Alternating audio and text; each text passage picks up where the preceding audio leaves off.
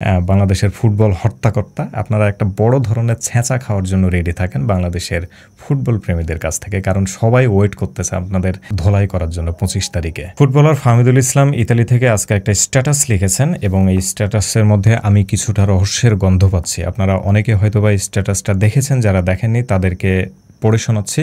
না, অ্যাকচুয়ালি আমি আপনাদের দেখাই। সর্বশক্তিমান চাইলে একদিন লাল সবুজের জার্সি গায়ে জড়িয়ে মাঠে নামব, ভক্ত এবং দেশের জন্য নিজের সবটুকু নিংড়ে দেব, স্বপ্ন পূরণ করতে কঠোর পরিশ্রম এবং চেষ্টা চালিয়ে যাব।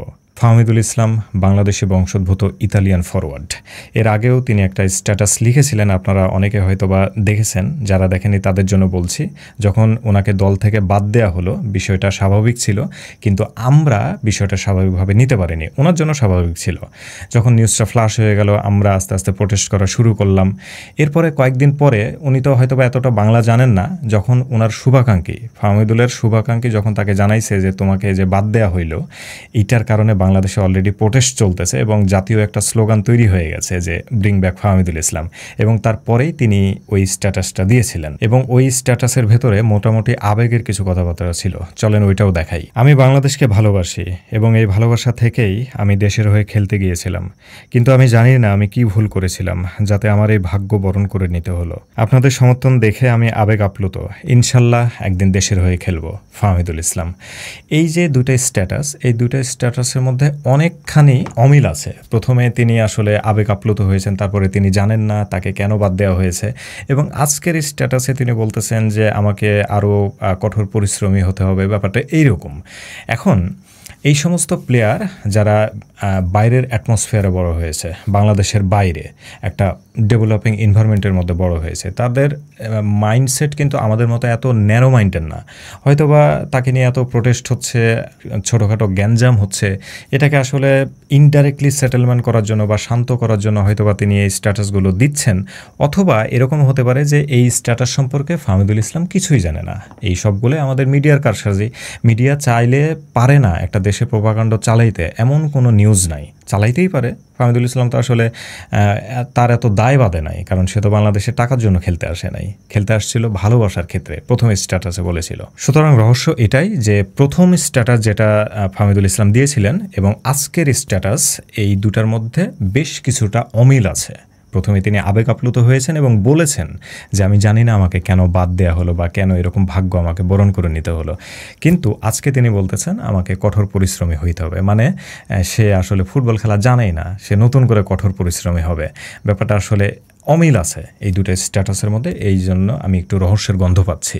এখন আমি একটা ব্যাপারে ভয় পাচ্ছি। ভয়টা এরকম যে আসলে নেগেটিভ কোনো কিছু যদি ঘটে থাকে, মানে সৌদি আরবের ওই ক্যাম্পে যেখান থেকে তাকে বাদ দেওয়া হয়েছিল, অ্যাকচুয়ালি নেগেটিভ কোনো কিছু হয়েছিল নাকি হয়নি, এটা তো আসলে আমরা জানি না। কারণ ফাহমিদুল ইসলাম সে আসলে ডেভেলপিং মাইন্ডের একজন মানুষ, সে ওইভাবে বলতেছে না, সুন্দর সুন্দর স্ট্যাটাস দিচ্ছে, এজন্য আমরা আসলে কোনো অ্যান্সার পাচ্ছি না। আর বাফুফে তো যেই কারণগুলো দর্শাইছে তাকে ক্যান্সেল করার জন্য, এইজ রেস্ট্রিকশন, মানে এইজ প্রবলেম, তারপরে ফিটনেস 90 মিনিট খেলতে পারবে কিনা, এই ধরনের, তো আসলে মানে সঠিক নিউজটা আমরা পাচ্ছি না। মানে বাফুফের এই কথাগুলো আসলে আমরা কীভাবে সত্যি করে ধরে নেব?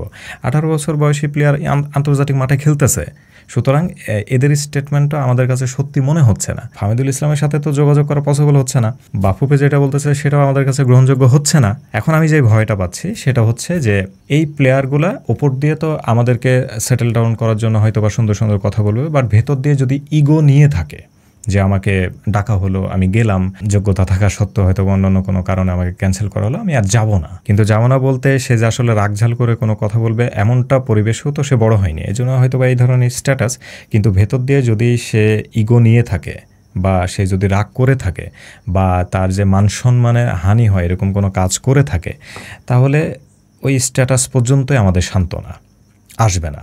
আর যদি আসে, এখনও 2.5 থেকে 3 মাস সময়, মার্চে বাংলাদেশের কয়েকটা ম্যাচ আছে এবং বাফুফের স্টেটমেন্ট অনুযায়ী যে আমরা নেক্সট ম্যাচে ফাহমিদুল ইসলামকে ডাকবো, মানে কি একটা ফানি টাইপ একটা ব্যাপার। দেখেন 18 বছর বয়সে আসলে বয়স প্রবলেম দেখাইলো, কিন্তু এখন থেকে 3 মাস, মানে 3 মাসও না, জুনে বাংলাদেশের ম্যাচ আছে, সেইখানে নাকি ফাহমিদুল ইসলামকে ডাকবে। তো 18 থেকে 3 মাস বয়স যোগ করলে কত হয়? 18 বছর 3 মাস, তো 3 মাসে সে কি মেসি হয়ে যাবে নাকি? মানে কি একটা মানে আজগুবি কথাবার্তা এবার চিন্তা করেন, মানে কতটা অমিল, মানে কোনো স্বচ্ছতা আমরা পাচ্ছি না। যাই হোক, এই পর্যন্ত আমাদের আপডেট। এখন আমরা ওয়েট করতেছি 25 তারিখে ভারতের এগেনস্টে বাংলাদেশ কেমন খেলে। যদি ফাহমিদুলকে ছাড়াই বাংলাদেশ ম্যাচ জিততে পারে তাহলে বুঝতে পারবো আসলে বাফুফের দম আছে, তাদের প্ল্যানিংয়ে দম আছে। আর যদি হারে, আর হারাটা যদি সম্মানসূচক হারে, তাও হয়তো বা একটু ছাড় পেলেও পেতে পারে আমাদের দর্শকের কাছ থেকে। কিন্তু শোচনীয় বা হাড্ডাহাড্ডি লড়াই করতে পারেনি, টিকতে পারেনি, এই ধরনের হার যদি ভারতের বিপক্ষে আমাদের হয় তাহলে বাফুফে আপনাদের বলছি, বা অথরিটি যারা আছেন, বাংলাদেশের ফুটবল হর্তাকর্তা, আপনারা একটা বড় ধরনের ছেঁচা খাওয়ার জন্য রেডি থাকেন বাংলাদেশের ফুটবল প্রেমীদের কাছ থেকে। কারণ সবাই ওয়েট করতেছে আপনাদের ধোলাই করার জন্য 25 তারিখে। আমি ভিডিও তৈরি করতেছি, আমার কমেন্ট বক্সে মানুষজন এসে ম্যাক্সিমাম এই কথাবার্তাই লিখতেছে যে আন্দোলন করে তো কাজ হইল না, 25 তারিখের জন্য ওয়েট করি। তো দেখা যাক 25 তারিখে কি হয়। তার আগে অন্য কোনো আপডেট থাকলে আপনাদের জানানো হবে। দেখা হচ্ছে পরবর্তী ভিডিওতে। খোদা হাফেজ।